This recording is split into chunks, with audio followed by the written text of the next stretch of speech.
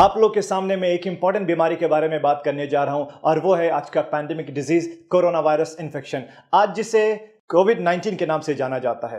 ये pandemic disease जिसे हिंदी में महामारी कहते हैं। आप लोगों ने सुना होगा किसी जमाने में कि पूरे मुल्क में हैजा फैल गया है या पूरे मुल्क में प्लेग फैल गया है। ये सब अपने आप में एक महामारी थे। उसी तरह से आज के टाइम की महामारी ये कोरोना वायरस डिजीज है। सोशल मीडिया, व्हाट्सएप, फेसबुक के जरिए हमारे पास बहुत सारे इंफॉर्मेशन है ये कोरोना वायरस के बारे में। इसमें कुछ सही है और कुछ गलत। इस सही गलत के चक्कर में बहुत सारे लोगों की जिंदगी पे और बिजनेस पे काफी असर पड़ा है। लोगों में एक बहुत डर का माहौल बना हुआ है। लोगों को लगने लगा है कि अगर उनको ये इन्फेक्शन हो जाएगा तो उनका मरना पक्का है, जबकि ये बिल्कुल गलत बात है। ऐसे सिचुएशन में मेरी जिम्मेदारी है कि मैं आपके सामने सही इंफॉर्मेशन दूं और गलत बातों से आपको सावधान करूं। आइए समझते हैं इस वायरस के बारे में। जो सबसे पहला केस दुनिया के सामने आया वो वुहान शहर से, जो चाइना में पड़ता है। जब आउटब्रेक हुआ था तो उस टाइम कुछ लोग वहां पे गए हुए थे, कुछ लोग बिजनेस के लिए, कुछ एजुकेशन के लिए और कुछ लोग घूमने के लिए। सेम टाइम पे जब वो वापस आए, एक मुल्क से दूसरे मुल्क से तीसरे मुल्क, और इस तरह से पूरे दुनिया में ये इन्फेक्शन फैलता गया। सबसे पहला सवाल कि ये बीमारी फैलती कैसे है। आपको बता दूं, ये बीमारी क्लोज कांटेक्ट से फैलती है, सांस के जरिए। ये एक रेस्पिरेटरी डिजीज है। ये वायरस हमारे नाक से होते हुए सीधे लंग्स में पहुंचता है। आप इस वायरस के स्ट्रक्चर को देखिए, इसमें कुछ स्पाइक्स जैसे नुकीली चीजें हैं और साथ में हमारे लंग्स का फोटो देखिए, कितने ब्रांचेस बने हुए। ये वायरस सीधे नाक के रास्ते से होते हुए हमारे लंग्स में जाता है और आसानी से चिपक जाता है। ये वहीं पे मल्टीप्लाई होता है, उसके बाद से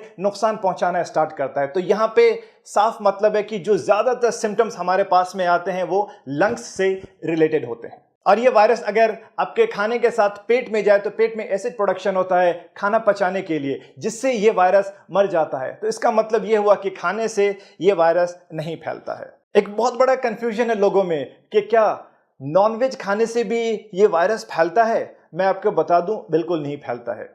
आउटब्रेक जब हुआ था वुहान से, तो वहां पे एक सी फूड मार्केट है। अब वो सी फूड मार्केट में एक साथ काफी सारे लाइव एनिमल्स, जिंदा जानवर और फिश जैसे सी फूड मिलते हैं। रिसर्च के हिसाब से एक एनिमल वायरस और एक ह्यूमन वायरस मिलकर के म्यूटेशन हुआ और एक नया वायरस बन गया। तो इसलिए हम इसे नोवेल कोरोना वायरस भी कहते हैं। अभी के टाइम पे ये पूरा का पूरा ह्यूमन वायरस है और सिर्फ इंसान से इंसान में फैलता है। इसलिए अगर आपको कोई ये कहे कि मटन खाने से या चिकन खाने से भी इन्फेक्शन फैलता है तो गलत बात है। हाँ, वो जनरल प्रिकॉशन है कि हम जो भी खाना बनाएं उसको बहुत अच्छे से पका करके खाएं। एक इंसान से दूसरे इंसान में ये इन्फेक्शन कैसे फैलता है। आप मान लो ये इन्फेक्शन मुझे हो चुका है और मुझे खांसी होना स्टार्ट हो चुका है, तो मेरे खांसी करने के दो तरीके होंगे। एक तो मैंने हवा में खांसी किया और दूसरा मैंने अपने हाथों पे खांसी किया। दोनों कंडीशन में मैं ये इन्फेक्शन एक दूसरे को फैला सकता हूं। अगर मैंने हवा में खांसी किया तो मेरे मुंह से वायरस निकला और वो 1 से 1.5 मीटर तक जाकर के नीचे चला जाएगा। उस बीच में अगर मेरे अगल बगल में कोई है तो उसके हाथ पे चिपक जाएगा वायरस या उसके मुंह पे लग जाएगा ये वायरस। अगर मैंने अपने हाथ पे खांसी किया और मैं अपने घर पे बैठा हूं तो मैंने पानी पीने के लिए जग को टच किया, फ्रिज खोला या किसी भी सामान को टच किया, और अगर मैं बाहर जाने के लिए निकलता हूं तो मैंने लिफ्ट को टच किया या किसी भी चीज को मैंने टच किया, उस बीच में कोई दूसरा इंसान आकर के उसी सेम चीज को टच करता है, तो ये हमारी नॉर्मल आदत होती है कि हम लोग अपने हाथ को बार बार अपने मुंह पे लगाते हैं, नाक को टच करते हैं, आंख को भी टच करते हैं। तो इससे आसानी से ये इन्फेक्शन उस इंसान को भी हो जाएगा। नाक पे वायरस गया, नाक से होते हुए सीधे लंग्स में चला जाएगा। लोगों में ये भी कंफ्यूजन है, ये वायरस हवा में भी उड़ता है क्या। आपको बता दूं कि ये वायरस हवा में नहीं उड़ता है। आपको जैसे मैंने बताया कि मैंने खांसी किया तो मेरे मुंह से वायरस निकल के 1 से 1.5 मीटर तक जाकर के नीचे चला जाता है। तो ये वायरस हवा में नहीं उड़ता है। अब किसी को ये इन्फेक्शन हो जाए तो क्या क्या सिम्टम्स आएंगे, यानी कि मरीज के अंदर लक्षण क्या क्या होंगे इस बीमारी के। जो सबसे पहला लक्षण स्टार्ट होगा वो तो आम फ्लू जैसे सर्दी जुकाम और गले में खराश, लेकिन इसके साथ में सूखी खांसी और बुखार भी होगा। मतली जैसा यानी कि उल्टी होने का मन भी होगा पेशेंट को, और धीरे धीरे ये सिम्टम्स और ज्यादा बढ़ते जाएंगे वक्त के साथ। साथ में उनकी हिस्ट्री भी देखिए कि पिछले 10 से 12 दिनों में वो किन किन जगहों पे गए हैं। ये अगर वो जगह पे गए जहां पे ये इन्फेक्शन बहुत ज्यादा फैला हुआ है तो फिर ज्यादा चांसेस है कि इनको ये इन्फेक्शन हो सकता है। लेकिन इसका मतलब ये नहीं अगर किसी को भी सर्दी जुकाम और बुखार है तो सभी को ये इन्फेक्शन है। आप साथ में ये भी देखिए उनकी हिस्ट्री के 10 से 12 दिन में किन किन जगहों पे गए हैं। अगर ये उन जगहों पे गए जहां पे ये कोरोना वायरस का इन्फेक्शन बहुत ज्यादा फैला हुआ है तो हाँ, ऐसे केसेस में ये बीमारी होने के बहुत ज्यादा चांसेस हैं। 80 to 85% केसेस में सिर्फ माइल्ड सिम्टम्स आते हैं। माइल्ड का मतलब कि ज़्यादा सीरियस सिम्टम्स नहीं होंगे, हल्का सा सर्दी जुकाम और बुखार। लेकिन 10 से 15% केसेस में ज़्यादा सीरियस सिम्टम्स आते हैं कि जब सांस लेने में तकलीफ होने लगे, गले में बहुत ज़्यादा दर्द होने लगे, जैसे सिम्टम्स लाइक अस्थमा और दमा जिसे कहते हैं, इंग्लिश में शॉर्टनेस ऑफ ब्रेथ या डिस्निया हो जाए। अब तक बच्चों में ये बीमारी ज्यादातर नहीं देखी गई, लेकिन इसका मतलब ये नहीं कि बच्चे 100% सेफ है। ज्यादातर बड़े लोगों में इस बीमारी का असर देखा गया है। नौजवान और हेल्दी लोग इस वायरस को आराम से बर्दाश्त कर सकते हैं, लेकिन जिनका उम्र 60-70 साल से ज्यादा है, बूढ़े, ज़ईफ और जिनके साथ में कोई दूसरी बीमारी भी है जैसे कि डायबिटीज, हाइपरटेंशन, दिल की बीमारी, उनके लिए यह वायरस को बर्दाश्त करना मुश्किल होगा। उम्र के साथ और बाकी बीमारियों के साथ इंसान का इम्यून सिस्टम थोड़ा कमजोर हो जाता है।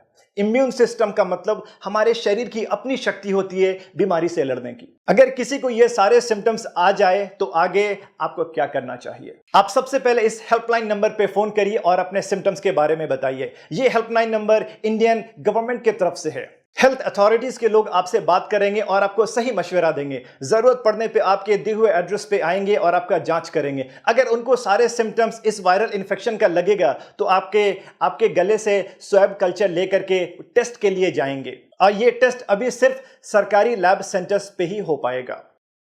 फोन नंबर के अलावा हर स्टेट में कुछ खास सरकारी हॉस्पिटल है जिसे इस वायरल इन्फेक्शन का स्पेशल सेंटर बनाया गया, आप वहां पे जाइए। आपका टेस्ट अगर के पॉजिटिव आ जाता है तो उसके बाद में क्या होगा? सबसे पहली बात, आपको बिल्कुल भी नहीं घबराना है, बिल्कुल भी नहीं डरना है। 80 to 85%, 80 से 85% लोगों में सिर्फ माइल्ड सिम्टम्स आते हैं, हल्के सिम्टम्स। अगर सिम्टम्स जरा सा है तो आपको एक स्पेशल वार्ड में आइसोलेट कर दिया जाएगा 2 हफ्ते के लिए, जहां पे आपका सिम्टोमेटिक इलाज चलेगा। अगर किसी को बहुत ज्यादा दिक्कत हुआ सांस लेने में तो उनको आईसीयू में रखा जाएगा, जहां पे वेंटिलेटर की सुविधा भी उपलब्ध होगी, जो कि सिर्फ 10 से 15% लोगों में हो रहा है। आपको जब मैंने 2 हफ्ते के आइसोलेशन के बारे में बोला तो आइसोलेशन को मैं अच्छे से समझा दूं। आइसोलेट होने का नाम सुन के लोगों में एक डर सा बन गया है। उनको लगने लगा है कि 2 हफ्ते के लिए उन्हें जेल में बंद कर दिया जाएगा या पूरी दुनिया से उनको अलग कर दिया जाएगा, और इस डर की वजह से वो ना तो किसी हॉस्पिटल में जा रहे हैं और ना ही किसी डॉक्टर से मिल रहे हैं। आपने सुना होगा कि जो सस्पेक्टेड मरीज थे कोरोना वायरस के, यानी जिनके अंदर ये सारे सिम्टम्स आ रहे थे कि इनको शायद ये इन्फेक्शन हो सकता है, और डॉक्टर ने उन्हें एडमिट होने के लिए या आइसोलेट होने के लिए बोला और वो मरीज वहां से भाग गए। प्लीज ऐसा मत करिए। आइसोलेशन का मतलब है कि आपको एक खास रूम में 2 हफ्ते के लिए रखा जाएगा, निगरानी में। दूसरे लोगों से कांटेक्ट नहीं होने दिया जाएगा। जरूरत पड़ने पे आपको उसका सिम्टोमेटिक इलाज दिया जाएगा। यह वायरस का इन्फेक्शन ही क्लोज कांटेक्ट से होता है। आप अपने आप को आइसोलेट करके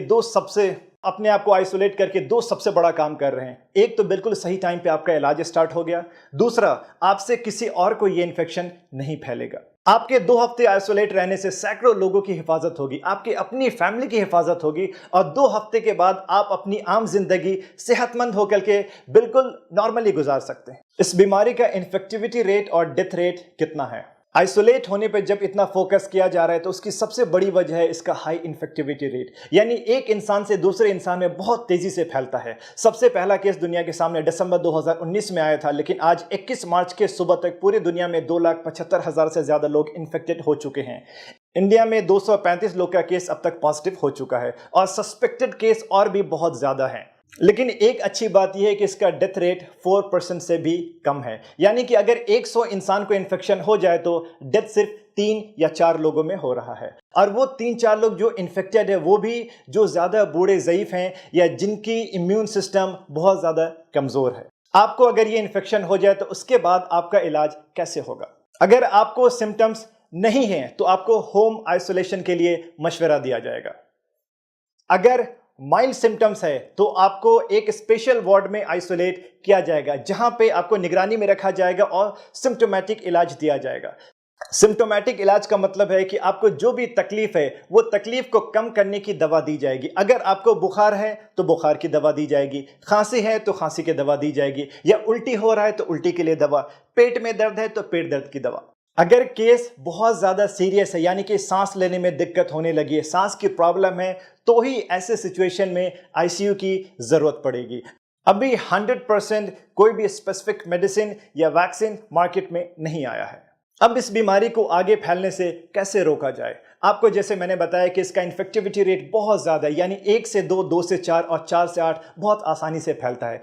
अगर किसी एक इंसान को ये इन्फेक्शन हो जाए और हमने उसको एक जगह पे आइसोलेट कर दिया तो उस इंसान से आगे नहीं फैलेगा। या खुद हमने अपने आप को ज़्यादातर लोगों से दूर रखा, वो इसलिए कि हमें पता नहीं है कितने लोग इन्फेक्टेड है, तो हमने अपने आप को बचा लिया। ये आइसोलेशन और ये दूरियां ही इस इन्फेक्शन को आगे फैलाने से रोकेगा। आगे हमें क्या क्या प्रिकॉशंस लेने चाहिए? सबसे पहला, लाइफस्टाइल मॉडिफिकेशंस। हर बात पे हम लोग अपना हाथ मुंह पे लगाते हैं, नाक को टच करते हैं। ये आदत हमें बंद करना होगा। अपने हाथ को मुंह पे मत लगाइए। खांसी हाथ पे करते थे पहले, अब अपने बाजू पे करिए। ये वो जगह है जहां पे आप आसानी से टच भी नहीं करते हैं और आसानी से बाद में आप अपने कपड़े को भी बदल सकते हैं। आपको अगर सर्दी जुकाम है तो प्लीज मास्क पहनिए ताकि दूसरे को इन्फेक्शन ना फैले। मास्क गीला होते ही बदल लीजिए। आपको मास्क के बारे में बताता चलूं कि जो जनरल मास्क है उससे 100% सेफ्टी नहीं है।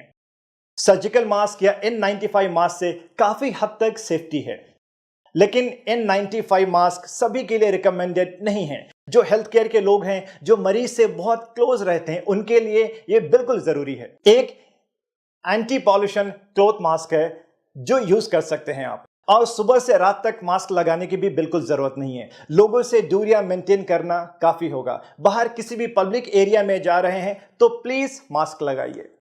हाइजीन मेंटेन करिए, लगातार हाथ धोते रहिए सैनिटाइजर से या साबुन से हर 3-4 घंटे पे। सैनिटाइजर शायद हर किसी के पास में ना हो, लेकिन साबुन हर जगह पे है। अगर आप बाहर के एरिया से अपने घर के अंदर जाते हैं तो प्लीज अपने सारे कपड़े बदल लीजिए। हाथ और मुंह को बहुत अच्छे से धोइए। भीड़ में जाने से अपने आप को रोकिए, वो शादी की भीड़ हो, राजनीतिक भीड़ हो या कोई धार्मिक भीड़ हो। हाथ मिलाना और गले मिलना अभी बंद करिए। हर इंसान से 2-3 मीटर की दूरियां मेंटेन करिए।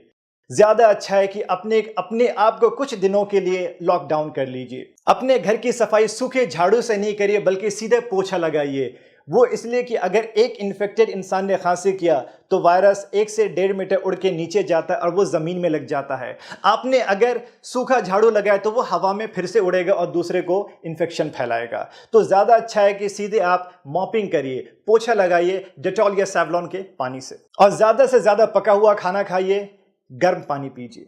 आपको मैं दोबारा रिमाइंड करा दूं कि 80% लोगों में सिर्फ माइल्ड सिम्टम्स आते हैं। तो क्या इस बीमारी को हल्के में लेना चाहिए? बिल्कुल भी नहीं।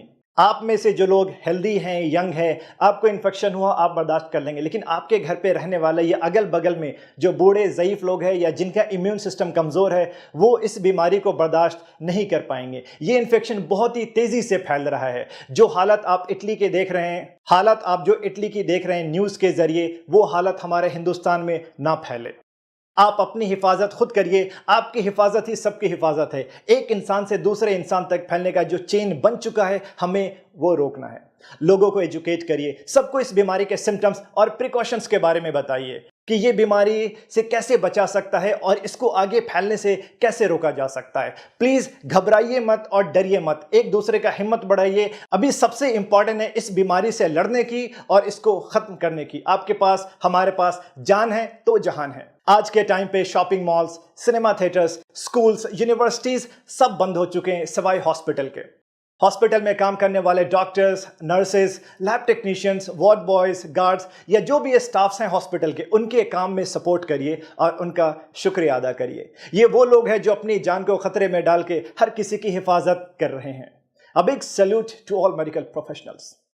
हेल्थ केयर एडमिनिस्ट्रेशन से या हमारे सरकार की तरफ से जो भी इंस्ट्रक्शंस आते हैं, प्लीज उसको फॉलो करिए। इसी में हम सबकी भलाई है। आप सब लोग सेहतमंद रहिए, खुश रहिए और ये कोरोना वायरस से सेफ रहिए। Thank you so much.